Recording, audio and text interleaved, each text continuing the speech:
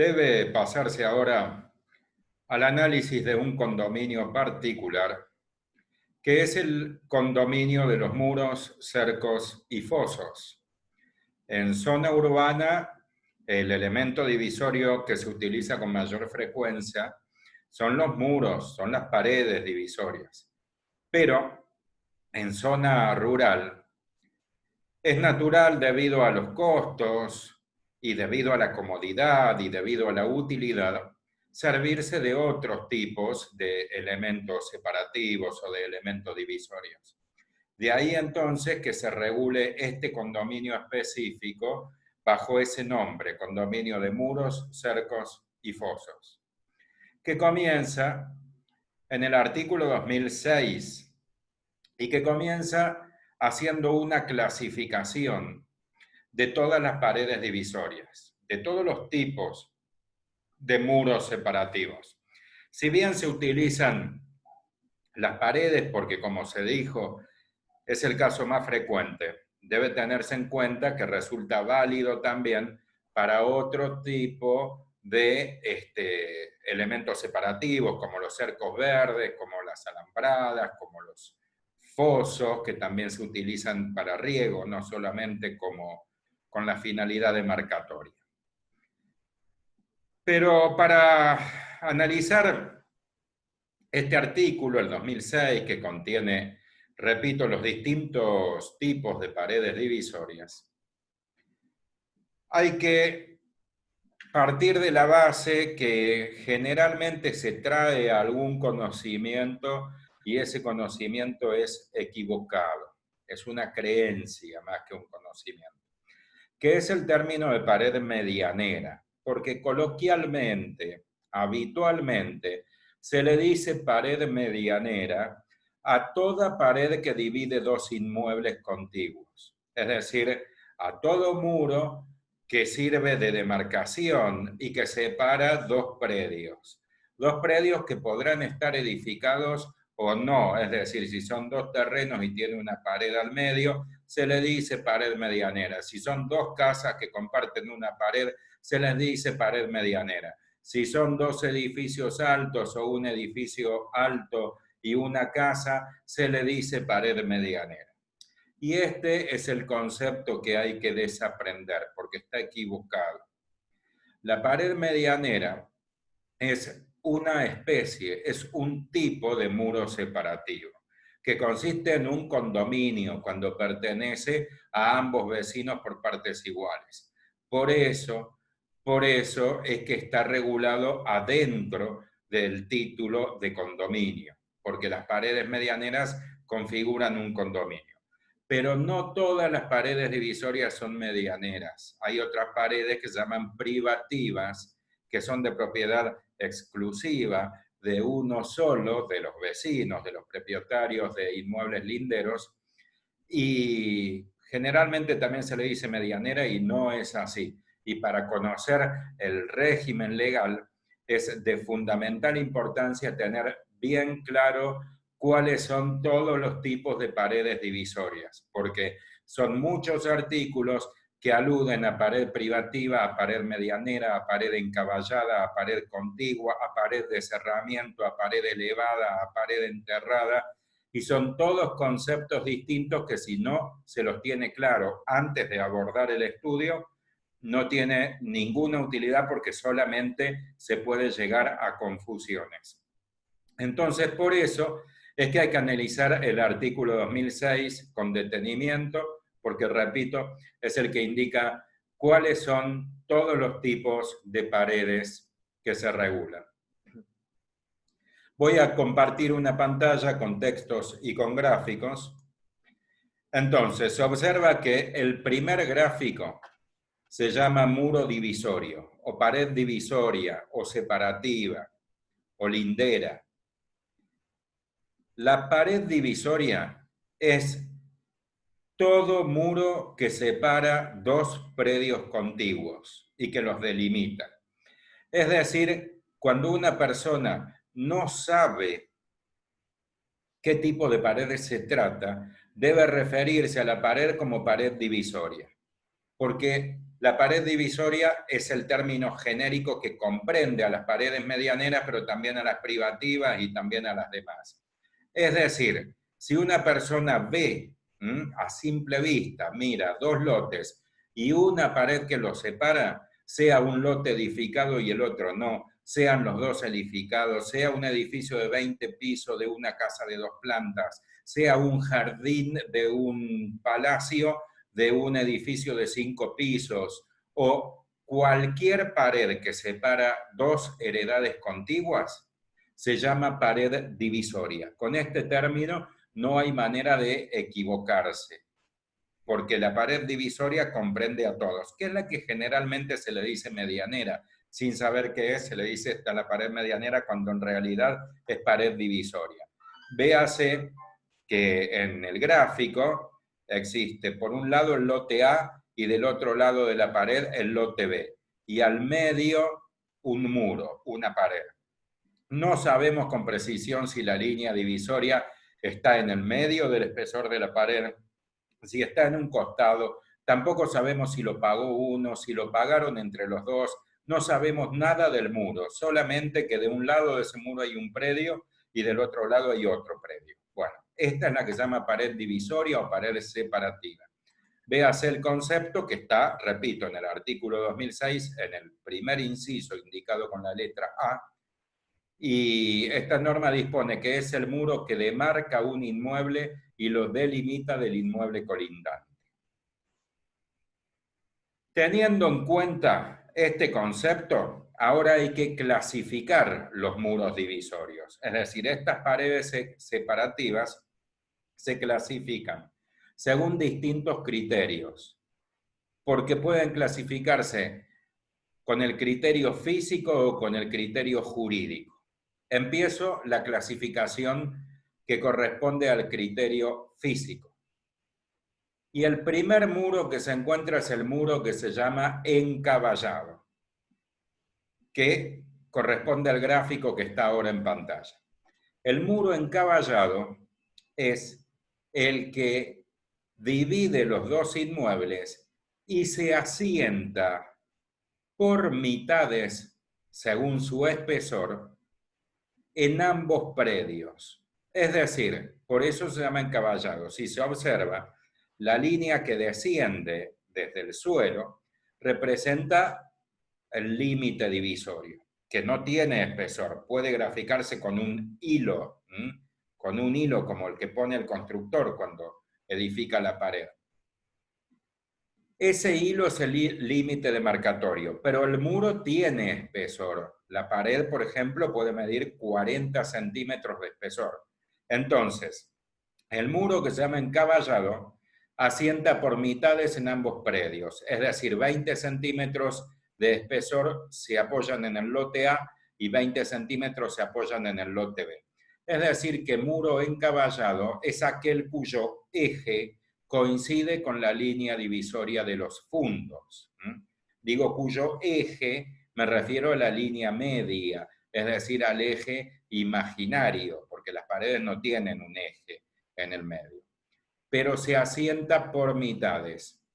Esta es una forma de construir que está autorizada por el artículo 2007. Entonces, el vecino que toma la iniciativa, por ejemplo, el propietario del lote A, cuando se decide a edificar el muro, toma la iniciativa, también lo puede hacer el lote B, lo puede edificar completamente en su inmueble o puede encaballarlo. Es decir, hay una autorización legal en el artículo 2007 para invadir un poquito el lote del vecino. El término un poquito lo digo de manera coloquial para que se entienda, porque la medida que se puede invadir es la mitad del espesor de la pared. Ahora, existe otra categoría que se llama muro contiguo, que asienta enteramente adentro de un solo fundo, como en el gráfico. Nótese que el muro asienta todo su espesor, por ejemplo, los 40 centímetros, adentro del lote A, de modo que la línea divisoria de los fundos, que es la línea que desciende, coincide con el filo de la pared, es decir, con el borde. Entonces, nótese la diferencia. Muro encaballado la línea divisoria coincide con el eje de la pared. Muro contiguo, la línea divisoria coincide con el filo de la pared. En consecuencia, como se dijo, el muro separativo, el genérico, pudo haber sido edificado de manera encaballada o de manera contigua. Se repite, esta clasificación obedece a un criterio físico o clasificación según su emplazamiento. Y es de utilidad porque en zona urbana es obligación construir el muro separativo por razones de higiene, de privacidad, de seguridad, de intimidad. Y el vecino que toma la iniciativa y edifica lo puede hacer completamente en su predio, es decir, de manera contigua, lo cual es más que obvio, porque si es dueño del inmueble, en el inmueble puede hacer todo lo que quiere, para eso es titular de dominio, y con ese todo lo que quiere se incluye también la posibilidad de hacer una pared. Pero sí es muy importante tener en cuenta la autorización especial para encaballar el muro, porque esto ya no surge de los principios generales, no se podría hacer si no lo autorizara el artículo 2007. Voy a otra clasificación, que es la clasificación jurídica. Las paredes divisorias, entonces, jurídicamente se clasifican en paredes medianeras o privativas. Se llaman paredes medianeras aquellas que pertenecen en condominio por partes iguales a ambos propietarios, tal como se ve en el gráfico. Se observa que en este gráfico lo que tenemos a la vista son 3 inmuebles, no 2, hay 3 objetos autónomos, 3 inmuebles. Existe el lote A, que es objeto de dominio de una persona X. El lote B, que es objeto de dominio de una persona Y. Y la pared, junto con la franja de terreno que le sirve de base, es decir, la franja de suelo sobre la cual la pared está asentada, es otro objeto que no es dominio ni de uno ni del otro, es un condominio. Un condominio por partes iguales. Un condominio cuyos titulares son el 50% el titular de dominio del predio A y el otro 50% el titular de dominio del predio B. Por eso destaco que a la vista tenemos 3 inmuebles. El inmueble A, que tiene un dueño, que es el sujeto X, cuya propiedad comienza en el filo interno de la pared, en el borde de la pared que hace frente a su predio. Luego hay otro objeto, una pared que es un condominio, hay copropiedad, y del otro extremo de la pared, es decir, el otro filo, hacia el lado opuesto, es decir, hacia el lado que hace frente a este nuevo filo, es propiedad exclusiva del sujeto que le habíamos puesto de nombre sujeto I, que es titular de dominio. Entonces, esta es la pared medianera, cuando configura un condominio. Pero existe por oposición la pared privativa o muro privativo, que es objeto de dominio. Ahora a la vista tenemos 2 inmuebles. Tenemos el lote A, que consiste en el suelo y también en la pared, todo junto, es un solo objeto, no hay un suelo y además una pared que es otro objeto autónomo. Este lote A en el gráfico no está edificado, es una pared que separa 2 patios o 2 terrenos baldíos sin edificar, pero podría formar parte de una pared o de una cochera o de un edificio. Lo que interesa es que se destaca que está pintada de gris la pared junto con el suelo porque forma un solo objeto, un todo. Y por supuesto la pared pertenece al propietario del lote A, pero repito, no como un objeto autónomo, sino como parte de su inmueble. Y al lado está emplazado, está ubicado el lote B, que también tiene un titular de dominio, pero que no tiene ningún derecho de propiedad sobre la pared y por lo tanto tampoco tiene facultad de utilizar la pared, porque no puede utilizar la propiedad vecina. Cuando la pared es objeto de dominio, entonces se llama muro privativo o pared privativa. Véase cómo se la define. Es el muro lindero, recuérdese que el lindero es el género, que pertenece a uno solo de los colindantes. Entonces, se analizó hasta el momento dos clasificaciones. Primero se repite el muro separativo, que es el género, y luego hay una clasificación física y una clasificación jurídica. La clasificación jurídica según su emplazamiento es encaballada, si se asienta por mitades, o contigua, si asienta en un solo predio. La clasificación jurídica, o según su titularidad, o según el derecho real, es la que se conoce como medianera, cuando configura o es objeto de condominio, y pared privativa, cuando es objeto de dominio. Y luego hay tres tipos de paredes más, que se clasifican según su altura, según su altura o según su profundidad. Acá en esta pared se graficaron los tres muros. En primer lugar, existe el que se llama muro de cerramiento, que en rigor de verdad el nombre es más extenso, se llama muro de cerramiento forzoso.